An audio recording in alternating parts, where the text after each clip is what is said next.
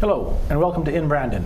I'm Trenton Zazalak, and today I'm here with Norm, Claire, Kaylin, and Richard to talk about the Westman Multicultural Festival.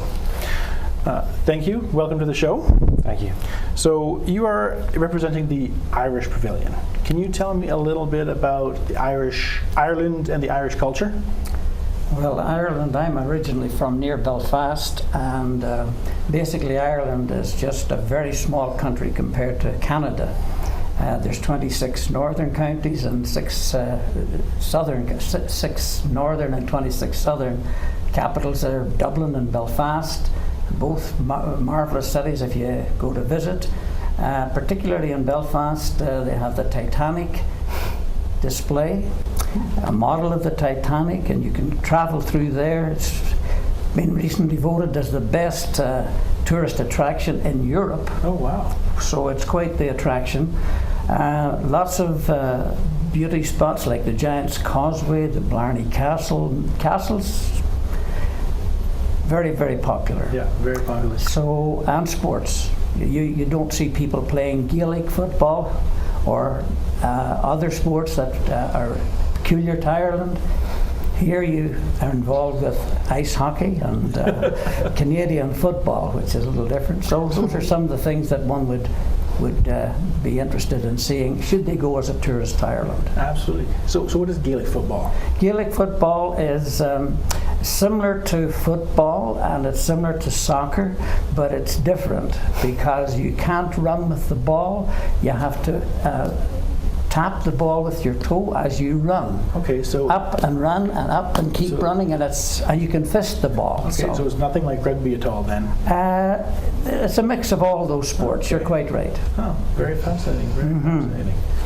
No, the Emerald Isle is certainly a gem in the world. Well, it's a big tourist attraction. Most people think the shamrock is the emblem of Ireland, and the emblem is not the shamrock. Oh no! It's the harp. The harp. Mm-hmm. So a very musical. Very musical. Very cultural. Yes. Right on. Fantastic. Well, thank you very much. So now, coming from Ireland, coming to Canada, and being in Brandon, how did you get involved in the festival?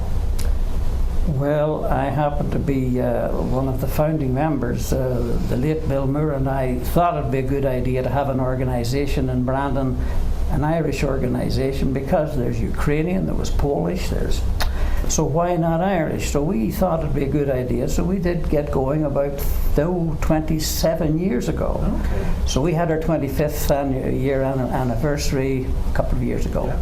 So that's where it started, and then we have grown to this level. Well, it's kind of fascinating that there's only been a Irish organisation in Brandon for just under 30 years now. I should correct you in that regard. There have been other Irish organisations, and they start and then they fade away, and then they restart. All right. So we restarted the previous one. Okay, fantastic. It's been going strong for almost 3 decades now. That's phenomenal. So were you one of the first in one of the first winter festivals then? We were the first winter festival. Okay. The Irish, the Ukrainian, the Polish, the Métis, the First Nations, the Icelandic. I think there was 6 of us. Okay. That went to the community centres. Yeah. So you've been doing this now for about 16 years going on? Something like that. Yeah. I've been involved for about 6 years. Went to the Irish Pavilion and wanted to get involved in some community service. Okay. And I had a real appreciation for the fact that they're giving back to the community with funds that they make from the festival. Okay. Yeah. And what better way to do it than have a big party with music, dance, food, and all. So before the festival, you didn't have anything to do with the Irish Society or anything like that? No, I developed the interest at the Pavilion. So yeah, the Pavilion actually could have brought on your Yes. interest and your participation in the festival. Yeah, they captured my my attention quite well. Right Well, on. he has Irish roots. Please tell the Well, viewers that your grandmother came from Belfast, I think it was. Yes, there's Irish on both sides of my parents going back, and Excellent. the name is from that country. So a little bit of heritage, but Yes. the experience kind of pushed you into sort of. Yeah. There was a fellow that asked me years ago, what do you do for community service? And that actually stuck in my head.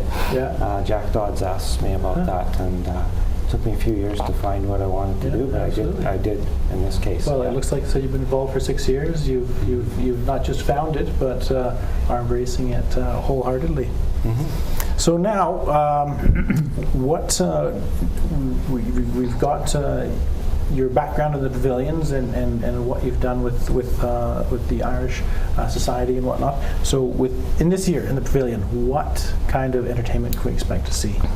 You can expect to see a mixture of what we've had in the past and a few new acts as well. Okay. I was counting up. I think we have about 21 performers. Oh wow! Phenomenal. For bands, and then of course we have the McConnell dancers from Winnipeg and from Brandon. Yeah. About 7 different bands. 7 different bands. Will be performing. So you're going to be just going all night then? It's just a one big long party. It's reasonably continuous. There's 15-minute breaks while we do a switch over between acts or dance numbers. Sometimes the dancers will be on for 45 minutes. Sometimes they'll be on for 30. Wow! So that's a long time to dance. You got to be in peak physical condition. I see you brought a couple of dancers with you today. Yes. So you girls are going to be dancing for 45 minutes to an hour, are you? Not straight. There's a lot of us. We take breaks. We get quick breaks. You're gonna tag off every once in a while. Yeah. Now I see you're wearing some dancing attire.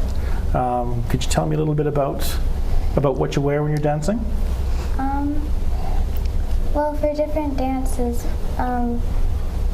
for the jigs and reels, we usually wear soft shoes, but for hornpipe, we wear hard shoes. Okay, so we watch things like Lord of the Dance on television on the stage. They're usually wearing the harder shoes. It's a lot of clacking going on. Yeah. But when you're doing reels, you want to be a little more quiet. Yeah. And do either of you play? Or are you just straight dancers, musicians?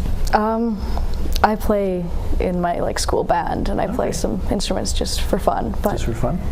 I'm just dancing. Fantastic. And I see you brought. So tell me, so in the costume, and I've seen the Irish pavilions before, and the costumes are extremely elaborate with the dancers. I just assumed everyone had naturally curly hair. Apparently I'm wrong. Nope. We've got a hairpiece that you wear. Can you tell me a little bit about why you wear the hairpiece? Well, we wear the wigs. Back in Ireland, all the ladies would curl their hair all nice for church, and they dance around after church. And I guess it got too hard to keep curling your hair all the time, so we got the wigs. And yeah, exactly. When you go to church once a week to do your hair up is a lot of time and commitment. But when you're a professional dancer, that heat and energy from your body can really kind of maybe push the curls out of your hair. Well, obviously, I'm not going to get many curls. Not with that hairdo. No. Absolutely. Fantastic. Well, thank you very much for telling me a little bit about dancing, and we're looking very excited to see you ladies perform out there this year. How many people do you have in the Brandon troupe now? 3 in my group. Okay. Yeah, we got a couple different age groups. There's only 3 in your group? Yeah. There's maybe, I'm in the intermediate adult group. There's about 6 or 7 of us. I always get asked that. I never know. Okay, so we've got about a dozen or so dancers in There's one well, more, from Brandon. There's one more group of younger aged dancers. That would be in the 6 or 7. Okay, so quantity. Your beginners then, sort of the little tykes, are they? Yes, they're 5 and 6 and up. fantastic. So, Yeah. And do you guys go out and compete at all, or is it more a local? Well, just last year we started competing more. Our dance school actually held a Canada Pavilion, so a lot of us got to go to that and just experience the And competitive. where was that? It was in Winnipeg. Okay, fantastic. So not too far away, but still a national or international type competition. It So was that's international competition. Yeah, So yeah. that's very There's exciting. groups from the United States there. Okay, Yeah. right on. So very good experience. Oh yeah. And so now we've talked about the entertainment. There's going to be lots of music, lots of bands, dancing, local dancers from Winnipeg. One of my favorite parts of the pavilions is the food. Can you tell me a little bit about the food? Well, I think Irish stew is the everybody comes for some Irish stew, and we have a real good chef who delivers every year quantities of very good Irish stew. Barry Brooking is the name, and he takes it very seriously. He does a good job, and then of course we have a bunch of people who are serving the Irish stew. As well as Irish stew, there's Irish breads as well. There's scones, barmbrack, there's Irish shortbread, shaped in the form of a shamrock, and that's more for the kiddies, but adults go for that as well.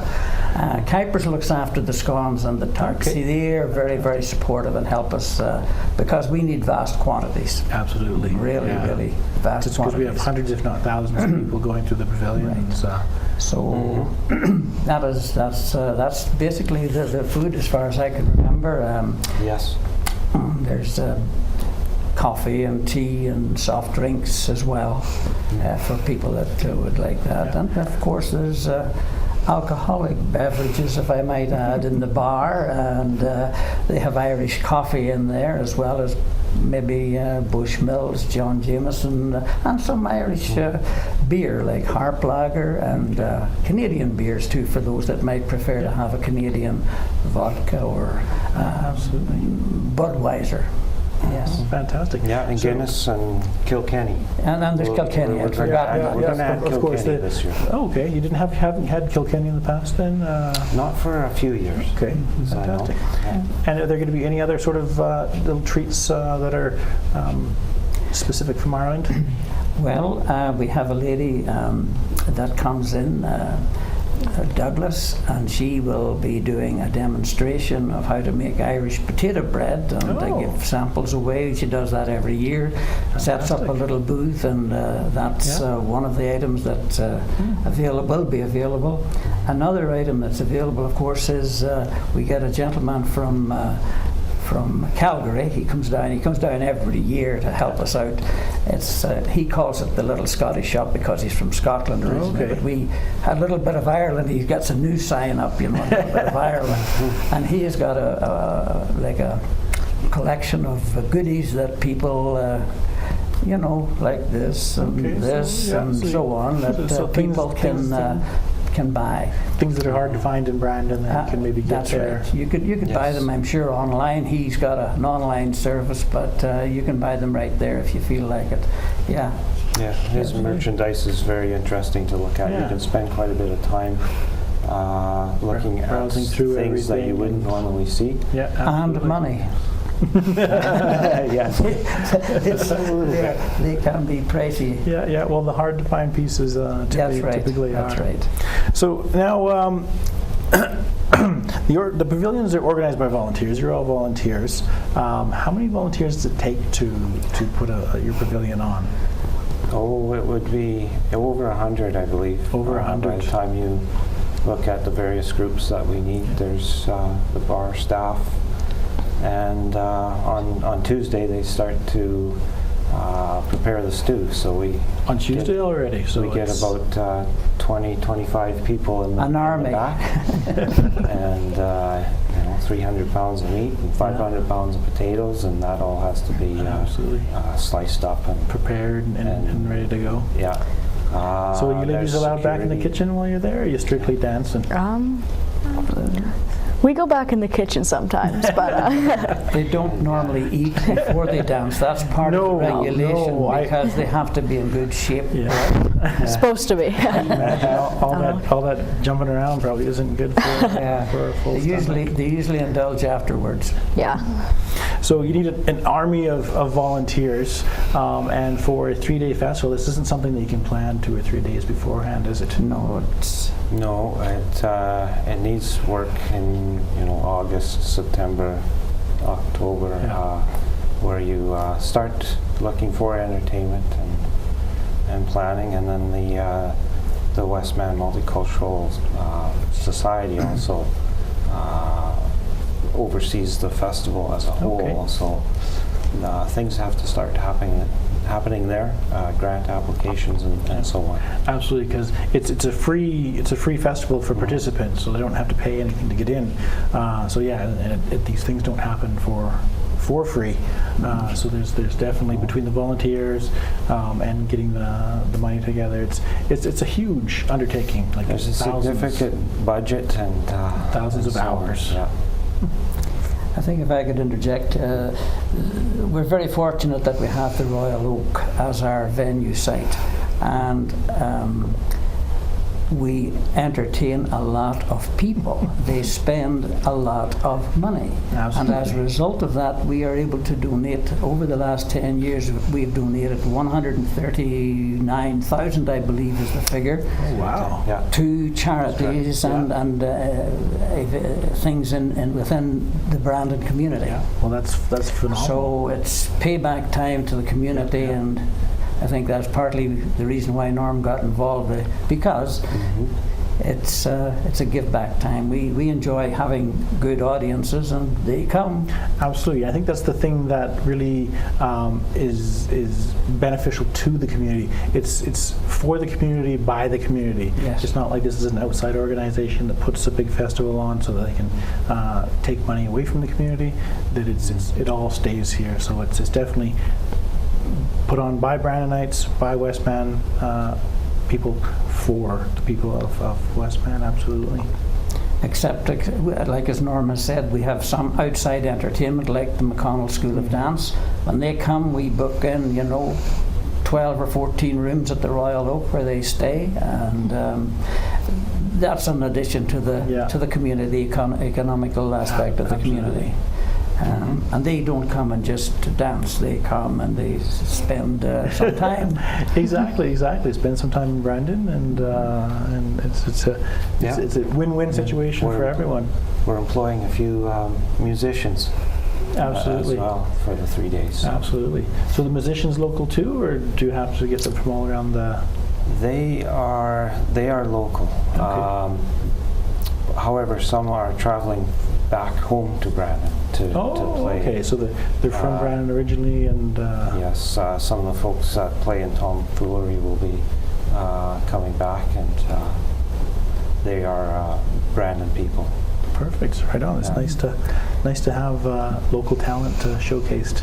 Yes, and the sound system is provided by Look Music, which is a local outfit, and they do a super job every year. Like you mentioned about the young ladies here playing music for their dancing. We provide the music through the McConnell School of Dance. Okay. And it goes through a sound system, and these young ladies do their bit out there, and it's a real super duper deal. Right on. Well, that's fantastic. Well, between the entertainment and the food and everything that goes on, because I know I've been to the Irish Pavilion several times in the past, and it's just an atmosphere of camaraderie and happiness. It's a magnificent place to go. So you're at the Royal Oak again this year. So we're Thursday, Friday, Saturday. What times the pavilion opened? 6 to 11 on Thursday, and then 6 to somewhere 12:30, 1 o'clock on Friday, depending on the crowd, I guess. Yeah, absolutely. And then 1 p.m. opening on Saturday till likely 1 a.m. Through the night. Fantastic. Yeah. So it sounds like a good time for everyone. Providing the weather is agreeable. It helps. And so then Sunday you just lay down and don't move for the entire Oh, we have day. to tidy up. Oh, so it doesn't end on Saturday? Decorating has to come down. Decorations have to be. Yeah, there's a few lines that get strung for audio that has to come down, That's and right. some video lines, and So it's even longer than 3 days. Then there's the setup, takedown, all that sort of stuff. It's more or less Monday to Sunday, Yeah. I would say. Fantastic. Well, is there anything else that you'd like to talk about? The Irish culture, the festival itself. Have we talked about everything? Have we missed anything? I think we've covered most of the bases. Like we have, I guess, teams of people like the security, the bar, the kitchen, the serving. We have sort of captains or whatever, and they are busy phoning people and recruiting. And I've already had some. I'm not in directing the traffic, but I've had phone calls. Can I help? And so I just redirect the call if they want to work in the bar or work on the serving. So it's absolutely every year. And then of course we provide our own entertainment because most people bring their spoons with them, and they provide their local entertainment, which do a bit of dancing. They do a bit of dancing too. Yes. Fantastic. So yep. It's very, very entertaining, and I think it's a social event, not just in our pavilion. All the pavilions, people go and they meet each other, and they haven't seen perhaps each other because it's so dang cold out. We're in here, we'll have a seat. No, there's so and so and so and so. Exactly. So it's a social event. People visit. And that's healthy. Yeah, and catching up and whatnot. So and what a great environment to come to do that. So perfect. All right. Well, thank you very much for sharing with me a little bit about your culture and the pavilion. And so we're looking forward to going out and seeing the pavilions this year. So if there's anyone who is interested in volunteering, they should give Richard a call, or. Well, they can call me if they wish with Norm, but there's a number of people who are on the executive committee. But I'm sure if they check we've got a website. Okay. What's your website? That's another thing. Maybe you could elaborate on that, Norm. Sure. If you go to irishsocietyofwm.org, you'll see a link for emailing. Okay. And perfect. That usually comes to me, and that would be a quick way to get a hold of anybody with the society. And if they're looking to volunteer, I'd love to hear from them. All right, fantastic. Yes. Well, again, thank you very much for coming out here and telling us a little bit about the pavilion and getting us a little more excited to get out there in these cold winter days to enjoy a lot of fun and entertainment. Yeah, and the website has information about what we're going to be showing. There's a pavilion link Excellent. there. Yeah, so you can get a bit of a preview for what everyone's in store for. Yes. Fantastic. Well, again, thank you very much for coming out today. If you are interested in the festival and want to volunteer, you can go to the festival site at gotothepavilions.com, or you can check out the Westman Multicultural Festival on Facebook or Twitter. As well, if you're interested in the multicultural aspect of Brandon, you can tune in to WCG and Westman Immigrant Services television show, Cafe Diversity. Thank you for watching.